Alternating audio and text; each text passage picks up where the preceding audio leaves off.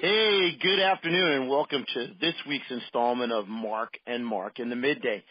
This week, we've got ourselves an extra special guest. I know I say that a lot, but this guest is super special because of the fact that he's had one heck of a baseball career on the mound and in coaching. And, of course, he happens to be a Facebook friend of mine, so I like to brag about those things. But a real-life friend of Country's, Mark Littell. Let's introduce ourselves to none other than Mr. Mike Caldwell, who's known in New York's parts as a Yankee killer. Oh, my gosh. Mike, is that true? You're the Yankee killer? He Well, was.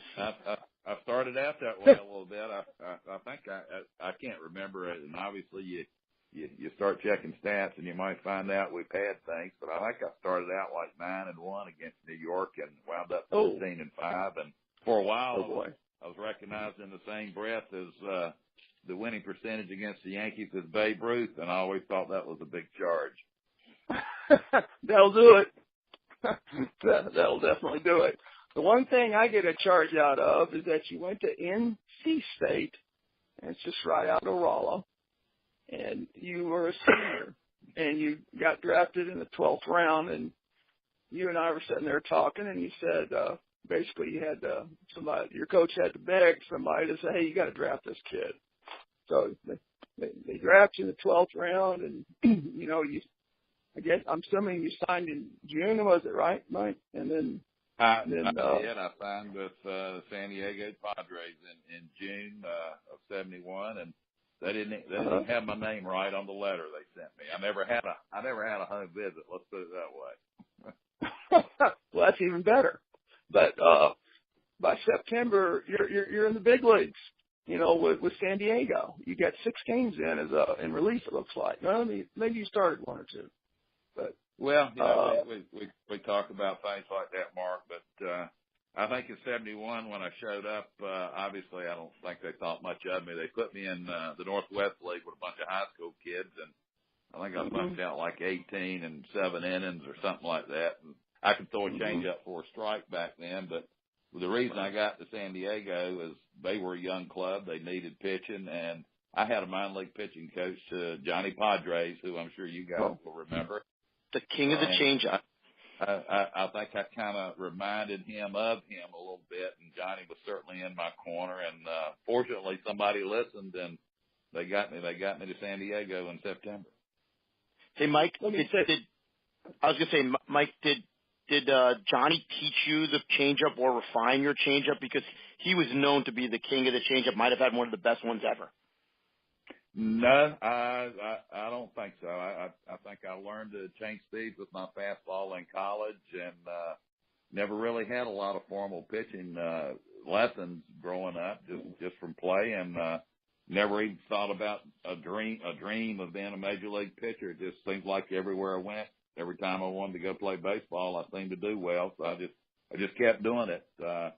I got to the Cal League in '71. The first pitch I threw was a home run. And I will tell you, I did learn a palm ball early in my career in San Diego, working with Roger Craig a little bit. And the first one of those I ever threw in a game, Willie Stargell hit it so far, I think the damn thing's still in orbit. Let me say this about Mike Caldwell, and people who understand the game and follow it.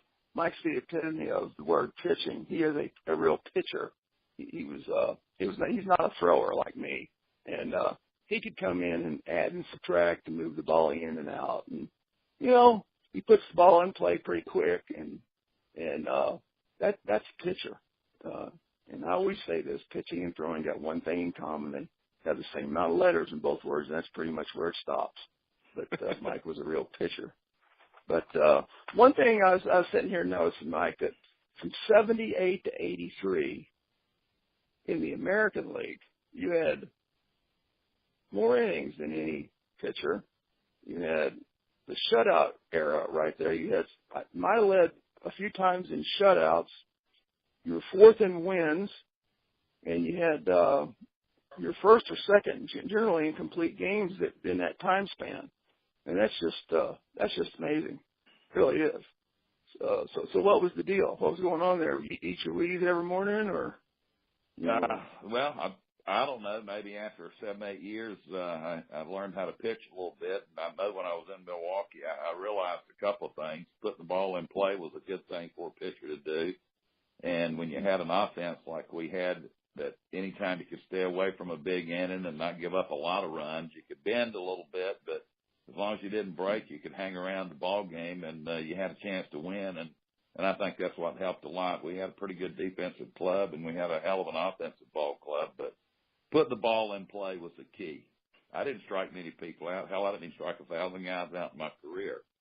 But at least I got them to hit the top half of the ball a little bit, other than 218 that hit it out. But out of 218 home runs, and I'm not sure this stat is correct, but someone sent me a letter one time and said that 188 of those home runs were solos.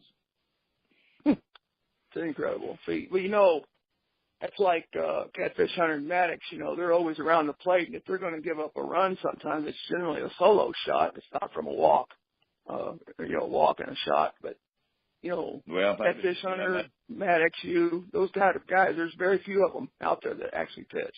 Well, I grew up in Jimmy Hunter territory and Gaylord Jim Perry territory. We all come from the same area, and as a matter of fact, Catfish's high school catcher was my college catcher, so maybe that had something to do with it. But I always enjoyed watching those guys. And I'll mention another guy, gave up a lot of home runs, but my gosh, what a great pitcher. How about Burt Blyleven? I look at those guys, and they can lead the league in home runs given up and pitch like that, then that's not a stat that I'm going to be afraid of. Exactly. Even Juan Marichal gave up a lot of home runs too, but they were solo shots, like you said. I want to talk about bend but don't break, because 1978 was a year where you didn't bend nor did you break. Mm-hmm. You won 20 games. You won 22 games, as a matter of fact. You led the league in complete games, and you were just purely dominant. You were about 7 innings shy of 300 innings that year. How did you pull that year off? Because you were kind of bouncing around a little bit before that, but you put it all together that season. Well, the best way I can explain that is, I had some bone chip surgery after my 74 season in San Francisco, and then I bounced around to St. Louis, Cincinnati, and then wound up in Milwaukee in the middle of 77. And I had been struggling, and I knew that I was healthy. I just had to get someone else to believe that I was healthy. And fortunately, as when I signed, it was Johnny Padres, and when I got to Milwaukee, I started a few games in the end of the 77 season, and to be quite honest, I think I was one of the last guys to make the ball club in 78 because I was in the bullpen. And I had 2 people, I think, that saw that I could pitch. George Bamberger, who had been a pitching coach, was the manager, and Calvin McClish, who I got really close with and was a great pitching coach, in my opinion. And I got a starter. I think I got a start in April, and everything just snowballed from there. And I had a strong arm. I almost spent 2 years building up, and it was kind of like having a year off, and then all of a sudden everything just started clicking, and I started throwing ground balls and getting double plays, and Milwaukee started scoring runs, and the ball club became a winning atmosphere, and I think it just propelled the whole ball club, and I was just certainly happy to be a part of it because I had missed that in my career. I think in any other year, your 1978 season is a Cy Young Award season. Unfortunately, that Guidry fella happened to have a 25-3 year, but you beat him. You were one of the 3 people who beat him that year. Well, you know what? Ron Guidry had a great year and a great career, and the only thing I'll say, it kind of consoles me a little bit. I mean, I would love to have won the Cy Young, and no one remembers second place, but I did win a game against him, and at least I had 23 complete games. I think it was more than he had, but, we didn't have a Davis or a Gossage coming in at the end of the ball games that year, so I was finishing things that I started, and he had plenty of hard throwing help. Now, Mike, you were in the big leagues, 13 plus years, 14 seasons, but you never made the All-Star team. Is that right? No, I was never able to make one. Unbelievable. Even in 74, I was 7-1 at the All-Star break with about the third, fourth best ERA in the league and couldn't make one. And in 78, when I was 22-9, my roommate was 18-9 and he made it, and I couldn't even make it then. Next year I was 16-6 and still couldn't make it. Well, what do you have to do? Well, CNN must be reporting that, huh? So. Well, it wasn't no CNN. It was barely an ESPN back then. Yeah. But it doesn't matter. I had a lot of movies fun, coming up. And those All-Star breaks were fun to take the family and get away from the game for a couple of days and recoup and get ready for the second half. There you go. Well, speaking of second half, your team in '82 had a great run, and you guys made the series. As a matter of fact, you had a fantastic series, and you guys just came up a little bit short. Talk a little bit about that '82 team, because in my mind, I just can't get my arms around how you guys didn't win. I watched all those games, and I thought you guys were fantastic. Well, we had a good season, and we barely made it. I mean, my goodness, I think Pete Vukovich and I dropped a doubleheader to Baltimore on Friday at the end of the season, and then we lost Saturday, so we went into game 162 tied up with a chance not to even get in the playoffs, and we won the game that day. We wound up going to California, dropped 2 in a row. I didn't pitch very well out there. And we just had a team that never quit. I think we were the first team to come back and win a 5-game series from being down 0-2. We beat the Angels 3 times in a row. But the thing with the Cardinals more than anything else was Gorman Thomas wasn't at 100%, but he played every day. We were without Raleigh Fingers in that series.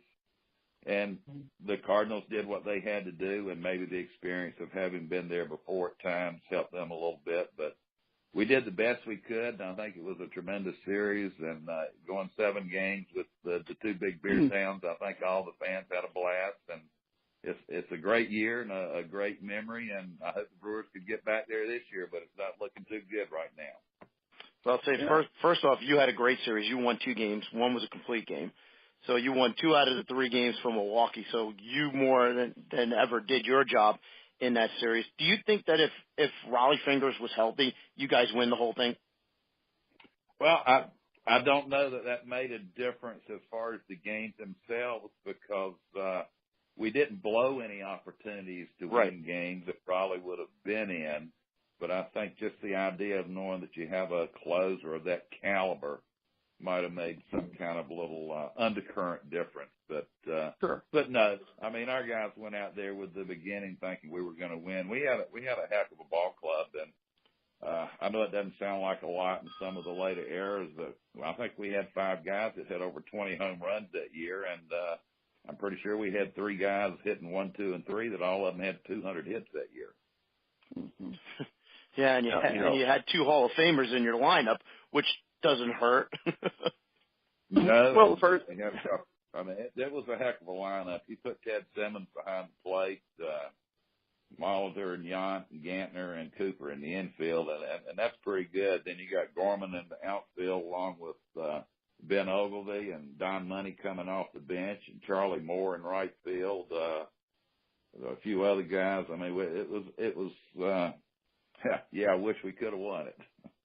Well, that first game, it was they come into St. Louis, and it's they put a 10 spot up as a 10-0, and it kind of stunned the big red machine out there. All the red just kind of turned into pink a little bit there, and got a little peaked, you know. You go into St. Louis, and we're supposed to be hitting the home runs, and they're supposed to be getting all the singles. Yeah. I think they had 17 ground balls, and we just found every hole in the ballpark that night, hitting wise. And you guys know how baseball is. You can predict all you want to, but as soon as you get out there, something's going to change. And that night we jumped out early, and I was very thankful to be out there because I had pitched so poorly in the American League playoff series that I was happy to have the opportunity to go back out there. My teammates gave it to me, and I wanted to help them as much as I could. Mm-hmm. So you mentioned earlier that Roger Craig, baby, that's his big deal. Is working with him on that palm ball, Mike. Did you end up throwing that, all the rest of the way through your career, the palm ball? Yeah, I would say the two things that made me a lot better pitcher as far as pitches were the fact that I changed speeds with my fastball all the time, and the palm ball really became a pure change-up pitch for me. Quick story, I threw one to Lou Piniella in New York one night, and the bottom fell out at so much at home plate that he struck out. When he got back, he started yelling "spitter" and threw all the bats on the field, and he basically had a tantrum. But it was. I remember that. It was really. That's Lou. Yeah, it was just a really good palm ball. But no, it turned into a big pitch for me, and I only used it when I needed it. Okay. Do you think you were so effective against the Yankees because they had such a heavy lefty hitting type of lineup, and you were coming from that side of the mound? I don't know. I know that they did have a lot of left-handed hitters, but New York's got that real short left-handed park. Lou Piniella was one of the two right-handed hitters that gave me more trouble than anybody in the American League. Reggie, I seem to have reasonably good success against, but I'm sure it helped a little bit, but I just always felt comfortable pitching against them, and things just worked out real well. It's just the way it went. But yeah, they had a lot of left-handed hitters, and it was bound to have helped me. But I never thought that I was really, just because I was left-handed, that I was kind of a dominant pitcher to left-handed hitters. To me, it didn't make sense. I was always more comfortable throwing to right-handed hitters because I never threw as many hanging breaking balls to them. Mm-hmm. How many managers did you go through, Mike, in your career, as a major league career, rather? And can you count them or what? Yeah, I went through 13. Oh my gosh, really? I could wear a manager out with the best of them. Yeah, I imagine you guys wore 2 out in '82. I think we could name them if you want to. Well, who was your first three? Well, in San Diego, I had Preston Gomez, and then Don Zimmer took over, so I had the Zipper in his first managerial position. And then I went to San Francisco, and in 3 years, I had 3 guys there. I got to remember, I had Charlie Fox, I think, was one of them. Charlie Fox the first year, then I think Wes Westrom, and then I think in '76, Bill Rigney. Wow. And then who were your last 3 years? I'm really pulling the questions on this one. Oh, geez, let's see. I kind of got. I'm not going to get the middle. I'll just get the and Harvey Keene. Well, and Bambi. In Milwaukee, we started out with Alex Grammas. Then we went to George Bamberger. Then we went to Harvey Keene, Buck Rogers, and then I got released. I can't remember who was there then. Renee Latchman, I believe. Wow. So Bud had a short fuse on those managers sometimes. Well, I don't know. Milwaukee, and I was there. Now, you got to remember, I was there for 7.5 years. Really, Bamberger and Harvey were the 2 big guys. Buck, he had a bad run, and Harvey took his place. Matter of fact, Buck was there. Then Harvey came in, and then George came back for a short while, right when I was released. But we had a bunch of them. But Bamberger was a good one for a ball club. I will not say he knew as much baseball strategy as a lot of managers, but he and Harvey were 2 of the best people managers you've ever had. And when you played the game, if you played hard and you played for someone, you played hard for those 2. And Bambi was a good pitching guy, too, because he had those great staffs over in Baltimore in the late 60s, early 70s, so he knew his pitching. You're right. He had the 420 game winners that one year, and you know what? He was very simple about things. There was nothing complicated. He managed very simply, and he coached very simply. There were not a lot of rules. Play hard, have fun. The more fun you have, the more you win. The more you win, the more fun you have. Mm-hmm. Yeah. any one particular manager, not manager, but one pitching coach that stood out. It might have probably going to be at the first of your career, I'm thinking, Mike, that might have stood out more. I heard some good names already mentioned. Right. Well, did, yeah. The two that I thought the most of, probably Roger Craig and Calvin McClish. I thought they were two extremely good pitching coaches. Now we had the Dauber over in Milwaukee for a while, and the only thing he said was make sure you stay on top of the curveball.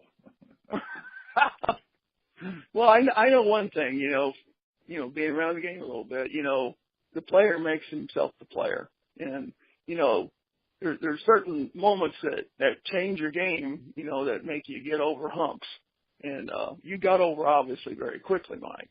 But there's certain things that people say that kind of trigger, and everybody's different. When you make or you develop, like you and Mike and I coached together in the Brewers system for a few years and several years, and it's was not one you guys person were that charter does members it. of the Reed Nichols fan club? Yeah, No. sure. No, I'm not. I don't think so. No, he's got eight on his Facebook, I believe. So. Yeah, I think he has 8 Facebook followers. Yeah.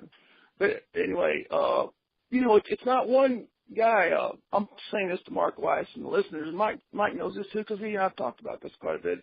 It's kind of a no-brainer, but different people say different things at certain times that trigger kids, young pitchers to say, "Well, that makes sense. Never heard it put that way," and that's the thing you do is you get different things, and all of a sudden triggers something. And Mike was talking about the palm ball, and that was kind of interesting to carry that all the way through and get her done. And I'm gonna ask you one more question. When did you know your arm had gone south? Well, I guess when the Brewers released me. Matter of fact, we were talking about those 6 years worth of stats. I never knew that until I happened to see it on a little plaque somewhere a couple of years ago. I didn't know that, and I kind of was wondering what happened to me in '84 too. And I guess in 6 years I needed another year off, but they decided I needed a career off. But before Mark, when you were talking about kids and stuff, I've done a lot of lessons with little kids and stuff, amateur kids working on things, and the things that I think that no matter how you do it, you see good kids, you see guys that can throw, you see guys that can't. But if you watch the mitt from the time you start winding up to the time you throw the ball, you're going to be better off.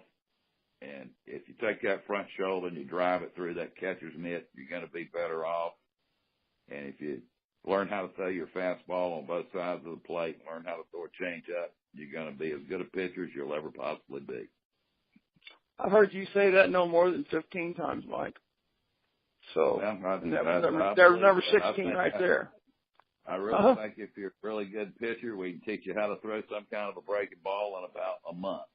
But it'll take us years to teach you how to throw a change up in a game situation where everything's on the line. Yeah, that's true. And if you don't believe in throwing the contact, then you're going to wind up like the pitchers today. No matter how good they are, they're going to get hurt. Yeah, that's right. Do you think that that's the actual one of the major reasons that they're getting hurt so much is they're trying to throw the ball through the catcher's mitt and strike people out as opposed to actually being a craftsman in pitching? I think that pitchers today are trying to throw every pitch as hard as they can throw it and use maximum effort. And to me, pitching is have that 100% for 4 or 5 pitches when the game's on the line or you think you need it, and you go at 85, 90%. You get them to hit the top half of the ball as often as you can. You pitch to the game situation, and you conserve pitches. I just think they go too hard, too much, and they start from a dead position. There's no windup. Think back when we pitched. Remember I showed you those old windups we had? Every time you sling those arms around, you're stretching those rotators and those muscles a little bit, getting ready to fire the ball. And now it's just all abbreviated windups. Abbreviated. It's just stop it, explode. Yeah, I mean but there's a lot of big, long bodies out there. I know one thing, that more of them have trainers than they do. They go try to throw weights more than they throw a baseball, you know. And, well, I'll just be honest with you. I think you ought to take the trainers and send them back where they came from. Exactly. Look what happened to Noah Syndergaard of the Mets this year. They made him lift. He was lifting weights for whatever reason. I have no idea. The guy threw 100 miles an hour normally, and they tried to get him an extra 3 miles an hour, and he ruined the whole season because of it. Well, I believe that. I mean, I put it this way: the minor leagues, I see the weight guys come through the system, and all the kids want to impress them. And 3 days after they leave, we've got 2 or 3 players with pulled hamstrings, and a couple of pitchers that are sore because they've been doing too much work. Right. Just be an old country boy, get you a little bit of a job in the winter and put the glove away, and then when you get back next year, start throwing again. You start lifting those big old weights, it shortens those muscles up, and and the same thing when you swing, you can't swing even, you know. Well, I'm just a big believer that loose muscles are quick muscles. You know, well put, Mike. Very well put on that one. I'm not kidding you, but well, I don't know. There's just so much out here that you can talk to Mike Caldwell about. And I want to save this because I want to have you on, because I know I can get you cutting loose a little bit more here, but you know, which you already have. But Mike, we've certainly enjoyed the time here today with you. Very special, and fortunate that you could come on and be with us. But well, Mike, thanks. Nice to speak with Mark a little bit, other than on Facebook, and it's always good hearing from you, old boy. You used to make me laugh, and you still do. Yeah. Well, he makes me laugh all the time, so. Well, he can do that. Yeah. So well, let's hope the Brew Crew makes the playoffs this year, and we can have you back just before the playoffs start and do a little preview on that if you want. Well, I would certainly love to see him come back and do it, and I guess you know most of the division stuff's already over this year, but it's I guess the Dodgers and the Diamondbacks, that's kind of like comparing to a little guy that can't throw hard that makes it, and this kid in Milwaukee is he doesn't pitch in good counts all the time, but he's sure learning, and he's having a pretty good year, Zach Davies. And I'm pulling for him to win 20 games, and if he can do that and the Brewers can pick it up, maybe they can do something. But games are getting short. I was looking today, and there's only 21 to 25 games left, depending on what team you're on, and at that time, numbers start playing a big deal in it. Yeah. As they say, we're down to the home stretch. So I'm going to kick it over to the closer, because that's what we always do around here. We got to close it out. And so country, take us away. Well, here's how it goes. You throw peas at the knees, no pies in the eyes, no wall balls, and you'll be just fine. Yeah. Have a great day. All right, guys.